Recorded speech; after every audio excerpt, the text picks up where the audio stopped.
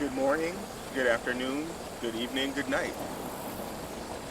My name is Phoenix Coffin-Williams, and I am going to be your host for the Millennial Magician Archives.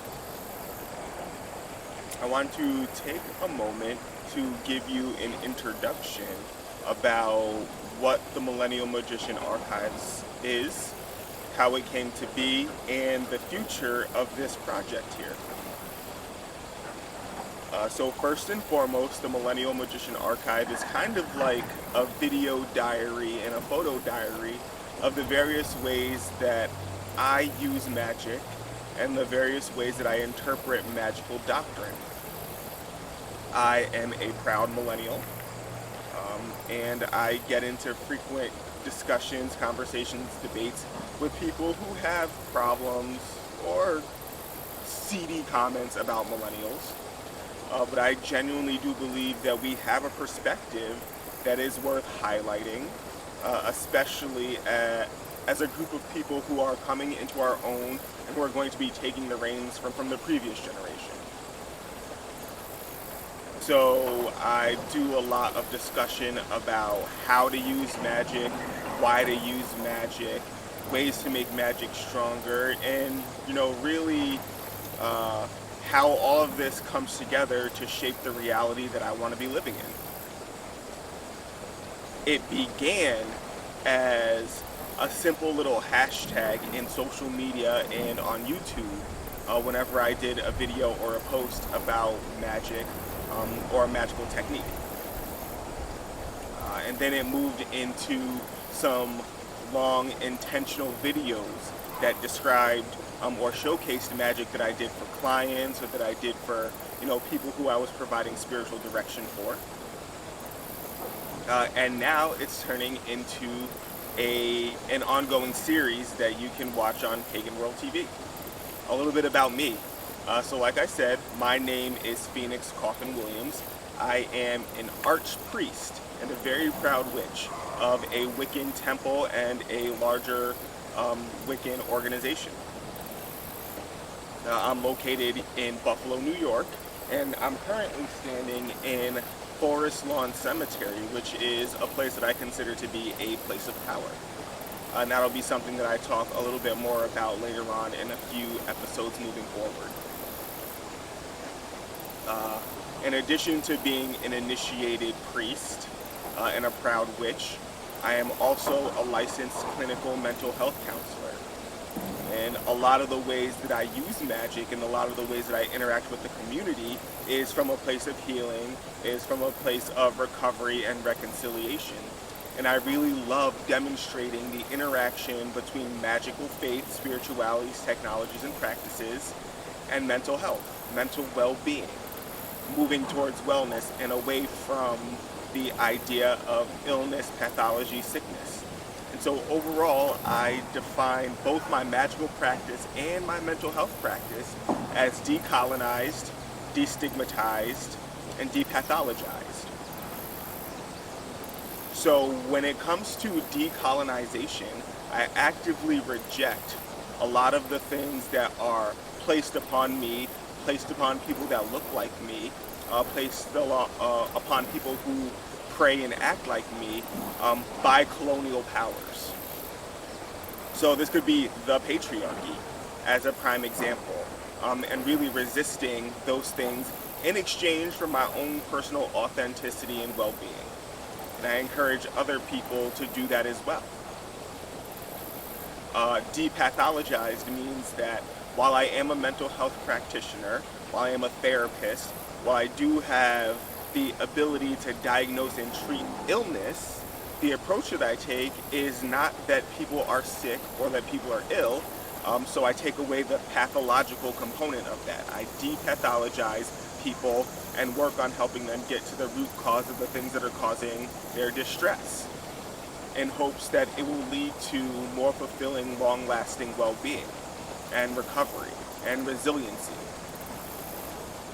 And what I mean by destigmatized is basically I reject the idea of stigma. I reject the role that stigma plays in forcing people into an identity. I reject the role that stigma plays in forming groups of people. And I allow everyone that I work with and I interact with to develop their own identity and to develop their own sense of self. And so I am very much looking forward to showcasing that to you magically, as a community activist, as a spellcaster, as someone who prays, as someone who leads a temple, as someone who interacts on the local, the national, and the international level, as someone who is interested in making magic more available for people and making what magic can do for the world more available for people. I'm going to actually be dedicating the first episode of the Millennial Magician Archive to a survey of virtues, values, and ethics. I do believe that standing for something, knowing what that is, and knowing the various ways that your moral compass can point, and how that calls you to act, does make for some really strong and powerful magic. So I will be reviewing 9 different virtues, and I will also be comparing them to one of my favorite practices, which is yoga. I'll be comparing virtues, values, and goals to the Yamas and the Niyamas that represent the 8 limbs of yoga. So I do hope you will keep watching. I hope you are at the very least interested so far, and I look forward to showing you more about the Millennial Magician Archive. In addition to, the magic that I practice and the way that I work, I do hope to be showing you the perspectives of other millennial magical practitioners. So not just myself, but a variety of voices from a variety of people. And I do also want to showcase a juxtaposition between how the older generation views magic and magical practice and how we as millennials, or how a bunch of millennial people move forward into the magical realm. And then I do also hope to showcase what the next generation views magic as and how they use it and how they wield it. Hopefully to identify the fact that magic is absolutely becoming more widespread, more tangible, more available, and is becoming demystified, so that folks can learn to recognize that magic is actually very natural, and that it flows through all things. And I'm hoping to exemplify that with this work. So stay tuned, stick with me. Things are going to get a lot more interesting moving forward. And of course, may your magic be real, may your magic be tangible. Let's have some fun. Today, I am going to spend some time talking about virtues, specifically the Yamas and the Niyamas. I do think that it's remarkably important for any practice to have some virtues, something that you are moving towards, something that you can use to guide you to become the most potent, the best version of yourselves.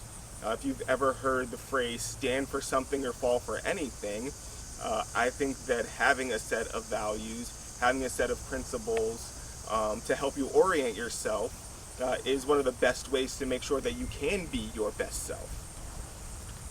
And so as someone who is a yoga teacher and who is studying to continue teaching yoga and becoming, more potent, being my own best self, I do look to the Yamas and the Niyamas as a guide.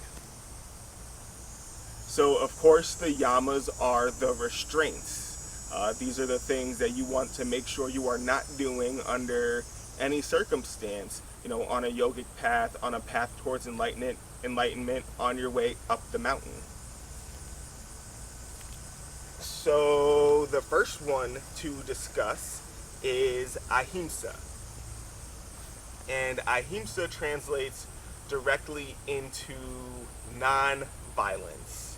It is the yama of non-violence and non-harming. It is the foundational yama. And if at any time there appears to be a conflict between the yamas and the niyamas, or if there appears to be a conflict between your life circumstance and how you want to behave, it's important to always uphold the yama of ahimsa, or nonviolence, first. In order to understand the impulse for violence, it's important to spend some meditation time contemplating how that even arises. How does one move into a place of wanting to commit an act of violence or an act of harm? And so this is one, putting your hands on someone, beating somebody up. And then there's also some more subtle ways of being violent that also come under the category of ahimsa. So where does violence come from? To quote Master Yoda from the Jedi Council, fear leads to anger, anger leads to hate, hate leads to the dark side. That is one way to recognize the path towards violence. Fear of lacking might move you towards utilizing violence to take resources from someone else. Feeling like you know better than someone else, and so you utilize your words to cut them down or be derisive or derogatory, is also an act of violence. So it's important to spend some time, do some shadow work, to think about the various ways that you commit acts of violence, or the various ways that I myself commit acts of violence, and how to mitigate that. Setting unrealistic expectations for myself, harming myself, is also a violation of ahimsa. One of the ways that I do contemplate ahimsa and combine it with asana practice is through goddess pose. And so for goddess pose, we start off in a nice strong mountain and a nice strong tadasana.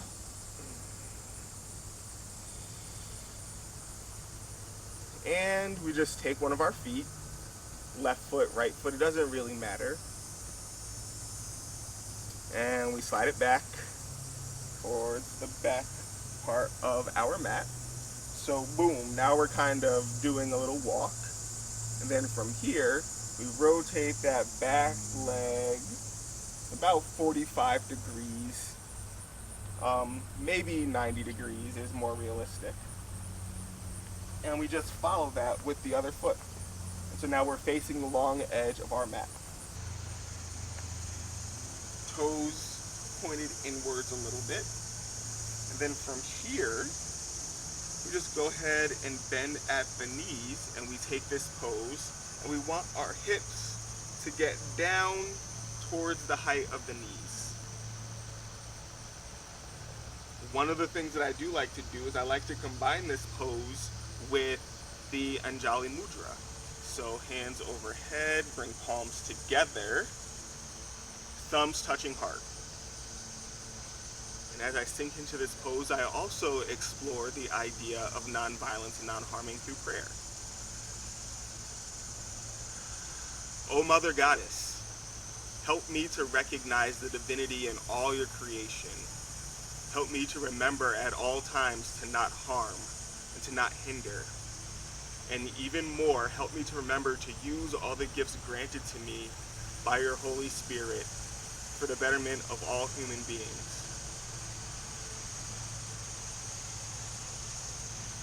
Back straight. Sits bones driven down into or towards the floor. Sink in. Somodati.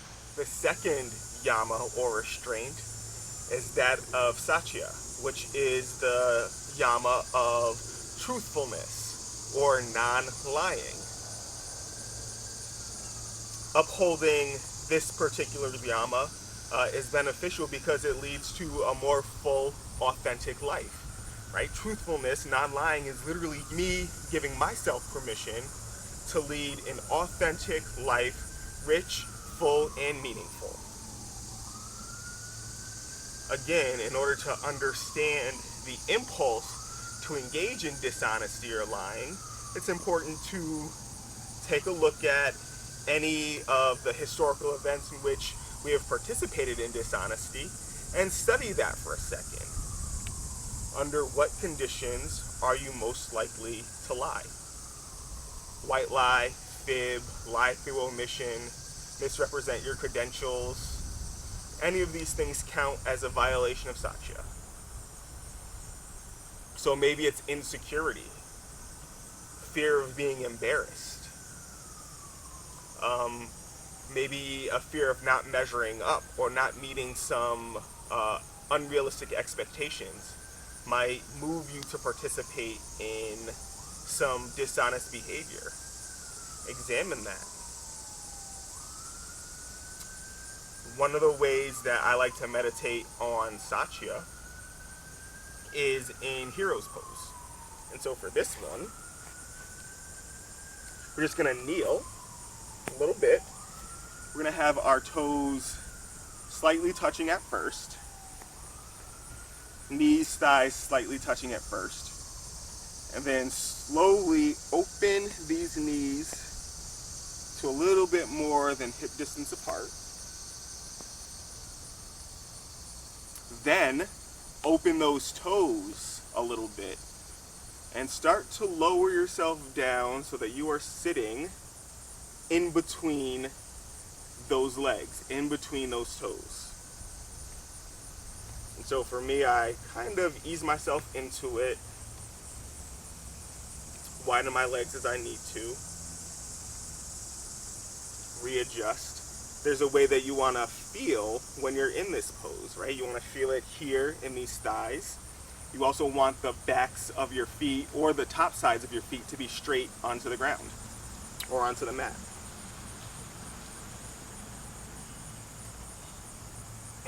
Back straight a little bit, but torso in, like pushing forward just a little bit. And just relax into it. Let yourself sink into the pose. And again, you can choose to pray, or you can meditate on the throat chakra and using it for truthfulness, using it to spread honesty, using it to uplift. The third yama that I would like to discuss is asteya. And asteya means non-stealing. And of course, on the surface, it means not taking things that don't belong to you. Not taking someone else's money, not taking someone else's jewelry, not taking someone else's car, belongings, material things. But also, on another level, making sure that you're not taking energy that people don't want to give to you, or maybe that the earth doesn't want to give to you. It might mean not taking attention away from someone else who needs attention. It might also mean not taking resources that are meant for someone else and doing the work to make sure that you are finding the resources and the opportunities that are meant for you. Also, asteya means not stealing someone else's joy or the joy of other people and allowing people to have happiness or joy, even if that means at the moment you are feeling irritable or irritated. I like to contemplate asteya and non-stealing in easy pose. So for this one, I'm just going to go ahead and start with our legs right out in front of us. What I do is I lift myself up with my arms first, so my butt, my sits are off the floor. Fold in my right leg so that it's underneath my thigh. Fold in my left leg so that it's underneath my thigh. Then I sit my thighs and my knees down so that they are on top of each opposite leg. And easy. And from here I just sit with my hands, palms down, resting them on my knees. Elongate the spine, sit up straight, shoulders splayed back, sits bone driving down into the ground. Then also maybe focusing on making sure that my knees are as flat as possible on my legs.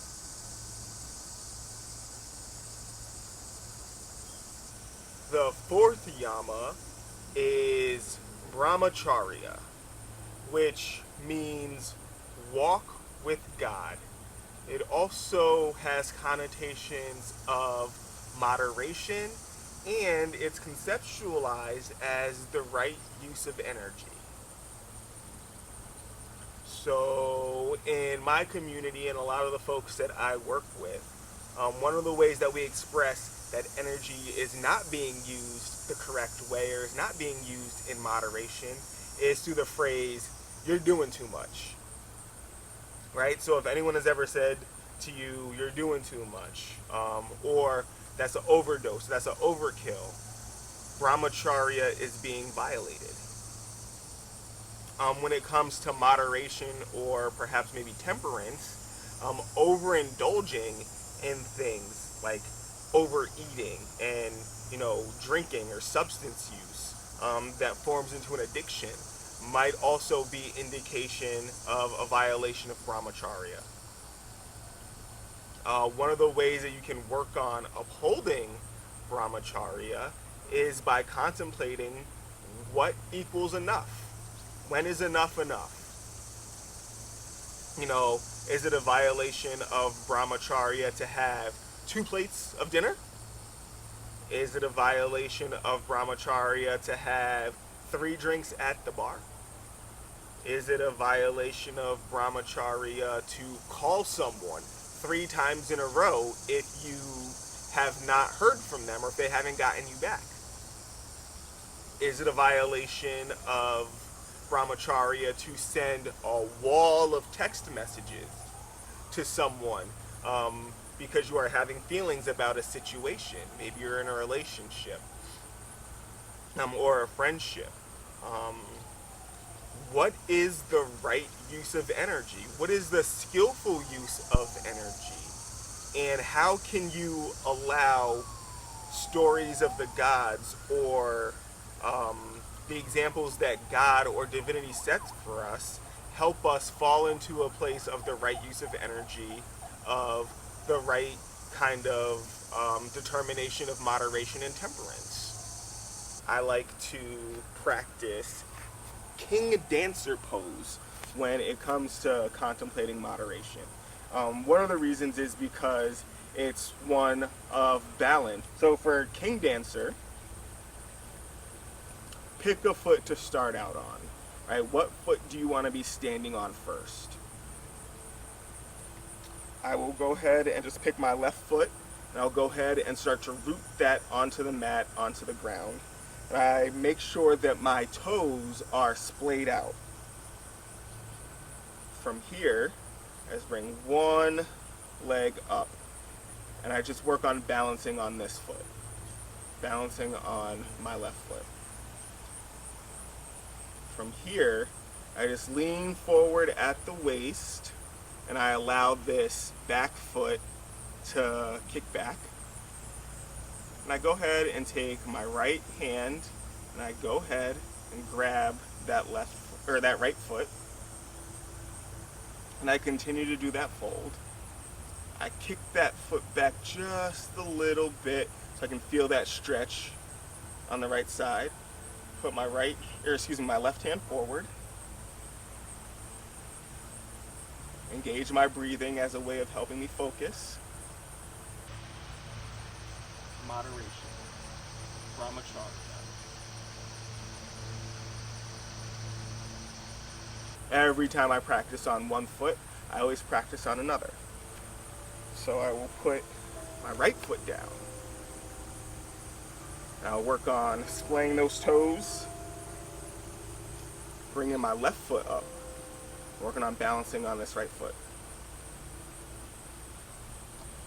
Bend a little bit forward, grab that left foot with my left hand, kick back, feel that stretch on the left side, bring that right hand up. And here in this king dancer, I contemplate brahmacharya. Moderation, the right use of energy, walking with God.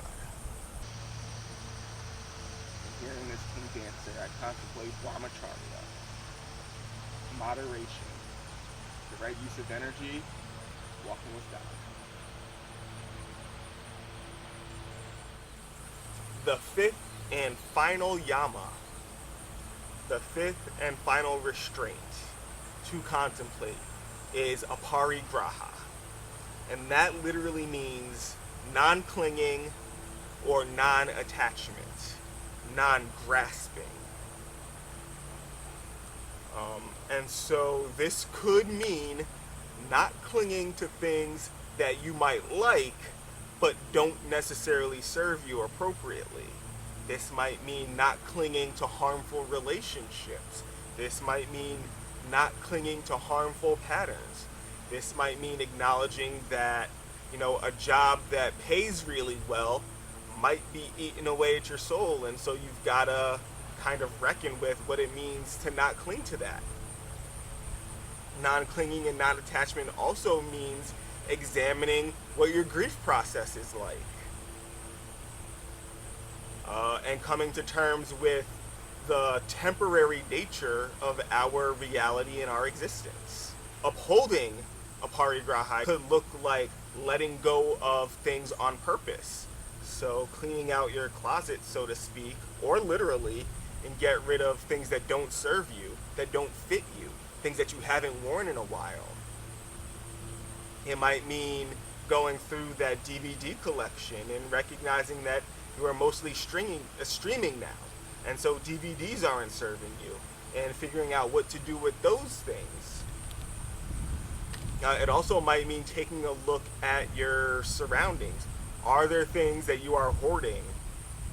Of course, the mind can come up with a bunch of reasons to hold on to things, but that's attachment. And is that attachment necessary? Let it go if it's not necessary, if it's not serving you, if it's not serving a purpose in your life. Holding on to a particular moment that might be filled with happiness or joy as a way of avoiding another moment that might be less happy or less joyous is also a way of violating aparigraha. So recognizing the present moment and accepting what is, instead of hoping for things to be different or hoping for things to be the way that you want them to be, is a way of upholding aparigraha and practicing non-clinging and non-attachment. For this yama, I look to eagle position, because one, it's a balance, and I personally love to work on and need to work on my one-legged, balance positions. And so pairing them with contemplations of the yamas means that one, I am frequently going to the things that I want to guide my life, and two, I am working on things that I need to be better at. And so the more that I see improvement in my balance poses, that means that I've actually been contemplating and thinking about the yamas or the niyamas very frequently. So for eagle, for Garudasana, again, pick a leg that you're going to be balancing on. So you can choose to start from Tadasana, from mountain, if you want, and pick a foot. I'm just going to go ahead and step forward on my left foot, lift up my right foot, point the toe down, and start to work on that balance.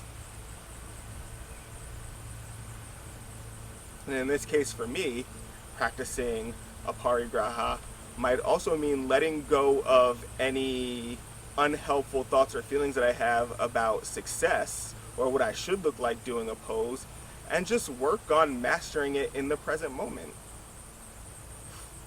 The floating foot, cross it over that leg.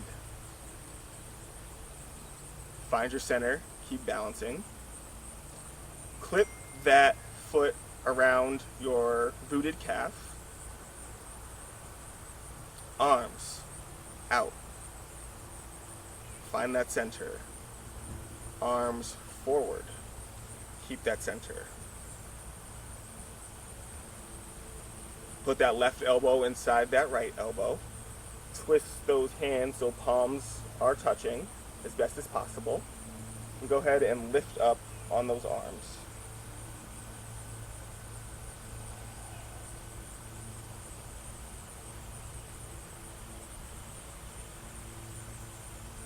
Down. And then again on the other side. Lift up that left foot now. Find that balance. Point that toe. Hook it over the rooted leg. You want this foot to work on getting behind this calf, the one that's rooted. Again, arms for balance. Splay those toes. Arms forward. This time, put the left elbow inside the right elbow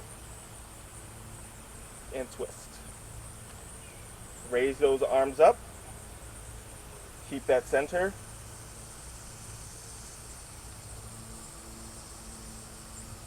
Release. So those are the yamas, the restraints, the things you want to refrain from doing. And those are some of my favorite poses that I like to engage in when contemplating them. On the second side of the virtue coin, so on the one hand we have the yamas, those are the restraints, the things not to do. On the other side of that, we have the niyamas. These are the observances, and these are the things that we want to make sure that we are participating in as often as possible. We want these things to, guide what we do participate in, or how we do act. So the yamas, don't do, avoid doing that, let those things go. Niyamas, observe them, work on them, contemplate them, and bring them into your life on purpose. First niyama is called saucha, and it means cleanliness or purity. And this can be practiced, of course, by keeping good hygiene, washing your body, brushing your teeth, combing your hair. It can also be practiced by keeping your environment clean, dusting, sweeping the floors, vacuuming, mopping, keeping the dishes clean, doing your laundry, making sure you have fresh clothes to be in. This could also mean making sure that your conversations are clean and pure and appropriate for the moment. So practicing saucha in the workplace, making sure that we're not engaging in any unhelpful or harmful conversations in the presence of coworkers who might not want to be a part of those. Making sure that we are keeping our word is also a way of keeping your reputation pure or clean. So you can uphold or practice saucha in that way as well. And one of the ways that I think about saucha and asana is through cobra. And so from standing, of course, get down on the ground. You can maybe kneel if you want to. You can maybe straighten out those back toes so that they, and the backs of the feet so that they are flat on the ground or flat on the mat. Push those knees out. Lower yourself down into plank with these elbows onto your sides. Once your chest and your chin are close to the ground, just go ahead and push up the upper part of your body.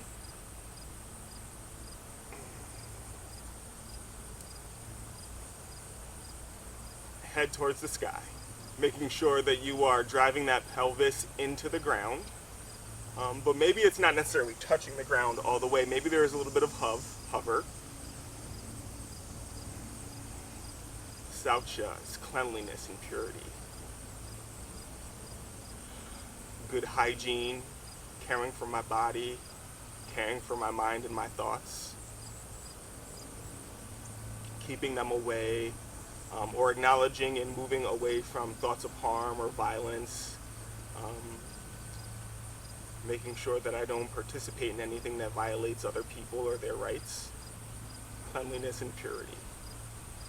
The second niyama is santosha. Santosha means contentment, being happy with what you have, allowing yourself to enjoy the level that you are at. Maybe after experiencing success or reaching a goal, either short-term or long-term, allowing yourself to sit in that moment and being happy that you have achieved. Being happy that you do have dinner. Being happy that you have friends who love you. Focusing on the things that you are grateful for is a great way to practice Santosha. And this is contrary to constantly chasing the next thing. This is contrary to longing for things that you might not have. But this is recognizing with gratitude the things that you do have and allowing yourself to feel happy about it. So moving into a light forward bend, we're going to sit straight up with our sits bones, directly beneath us, or maybe sitting slightly forward of them.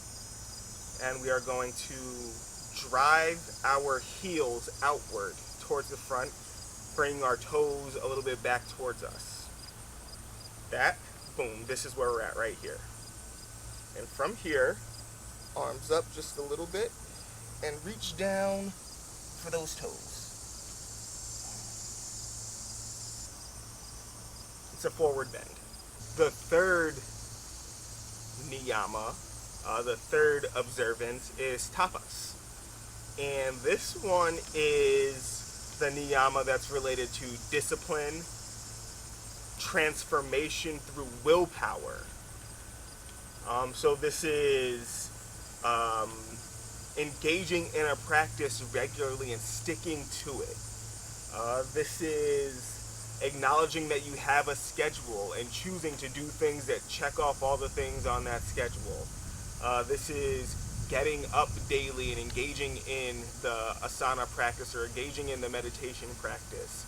This is on purpose practicing those breathing techniques, those pranayama techniques, every day for 3 to 5 minutes if that's what you do. Willpower and discipline. Think about how powerful these things are together in helping you actually achieve and how you actually use those things to transform. Tapas is also implicated in your ability to end patterns or behaviors that are not helpful for you.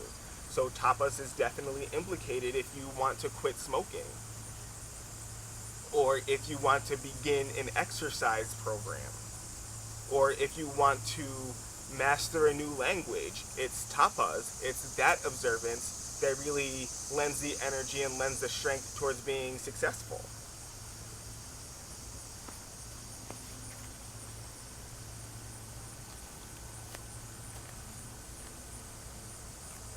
So from Tadasana, from mountain, we are going to straighten our legs, and we're going to move into a forward fold. So slowly, starting at the hip, start to fold over and allow the spine to kind of waterfall into that forward fold as you bring your head a little bit closer to those knees. And you can use your hands to help bring you in a little bit closer. Have your elbows, to the sides a little bit.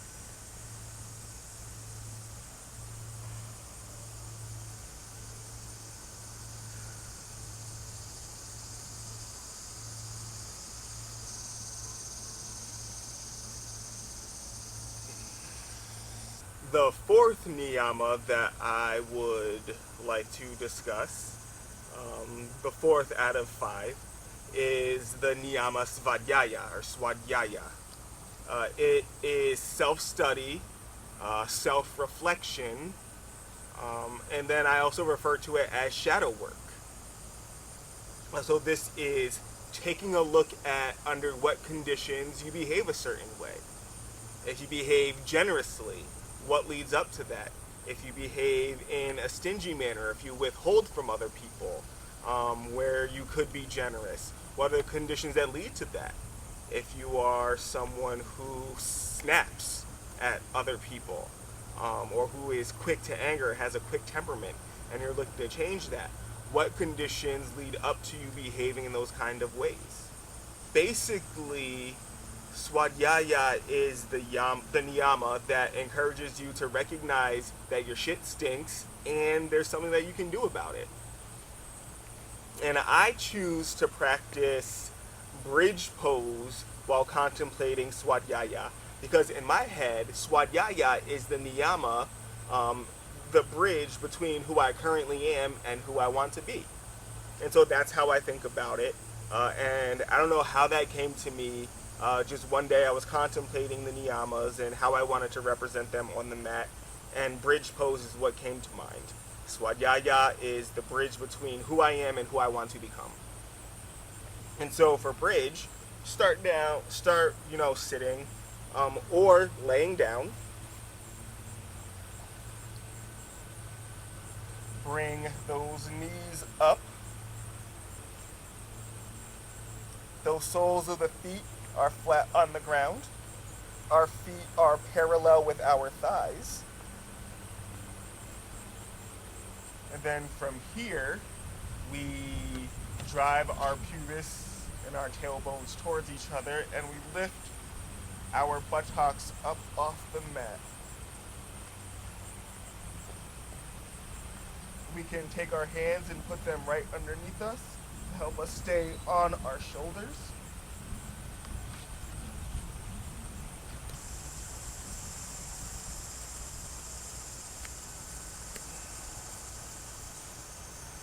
And so that's bridge, and that is Swadhyaya. The last niyama to discuss, the fifth one of the observances, is Ishvara Pranidhana, and it is the surrender to divinity.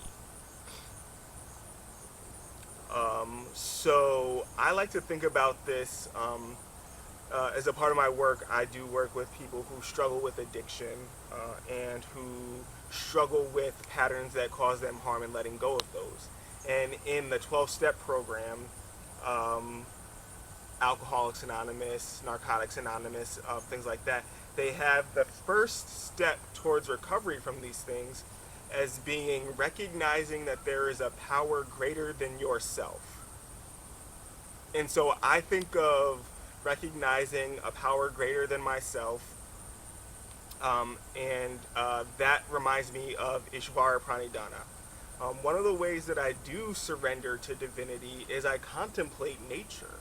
So I contemplate the trees and how large they are and what they do for the planet. I also take a look at my life and how far I've come. I am not the same person today that I was last year or a year before that. And I take a look at some of the near misses that have happened in my life, things that could have gone horribly wrong, that have worked out phenomenally. And I kind of give gratitude to higher power for that. I give gratitude to the goddess for that. I give gratitude to the God for that. I give gratitude to my ancestors for that. And I practice and contemplate Ishvara Pranidhana in two ways. One is in garland pose, and then the second way is with Anjali Mudra. So I frequently think of Anjali Mudra as the mudra that I go to if I want to make myself into an antenna for divine frequency. And so what we want to do for garland pose is we want to get into a squatting position.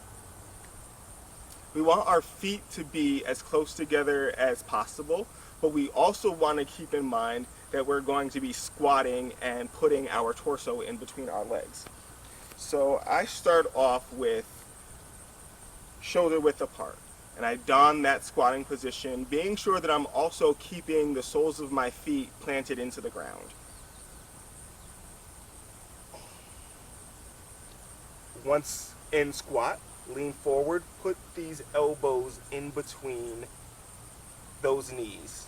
For Anjali Mudra, bring those hands together, thumb to thumb, index to index, so on and so forth, keeping the center three together and splaying the pinkies away from the center three and the thumb away from the center three, and bringing that right on in towards the heart.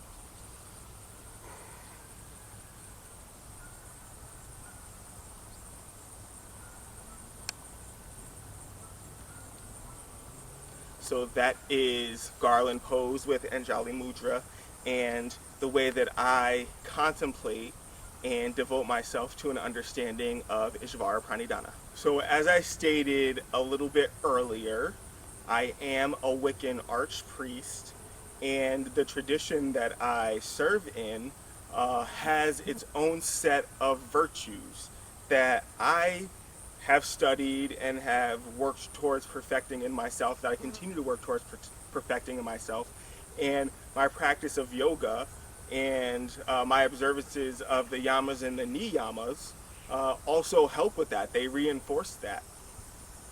One of the things that I do like to do is I like to take a look at the ethics and the virtues and the standards for behavior from a bunch of different places, and I like to draw parallels or draw golden threads towards the things that they have in common. So for example, my Correllian tradition, the Correllian Church, upholds 9 virtues: honesty, generosity, courage, service, practicality, modesty, compassion, piety. Those are the 9 virtues that guide the standards for behavior for the high priesthood. And in contemplating those, I find that they are actually not that different from the Yamas and the Niyamas of the yoga practice. So practicality is definitely linked with aparigraha and the non-clinging and the non-attachment. Brahmacharya, walking with God, the right use of energy and moderation, is absolutely encapsulated in the practicality, the temperance kind of virtue. Surrender to divinity is definitely piety. Compassion is the same as non-harming and non-violence with ahimsa. Honesty, again, non-lying. There's a parallel between these things, and finding parallels between the various types of ethics out there in the world's religions and in some of these philosophies is one of the ways that I help reinforce what I do stand for. So the more that I see these common threads in these faiths, the more I'm like, you know what? Yes, this is absolutely a virtue that I need to uphold in my life.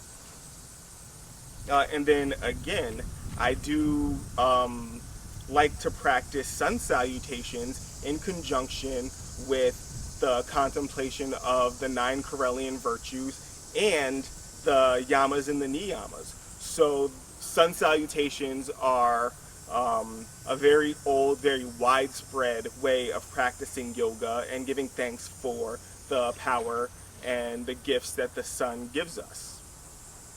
And there are 3 forms. There are sun salutations A, B, and C.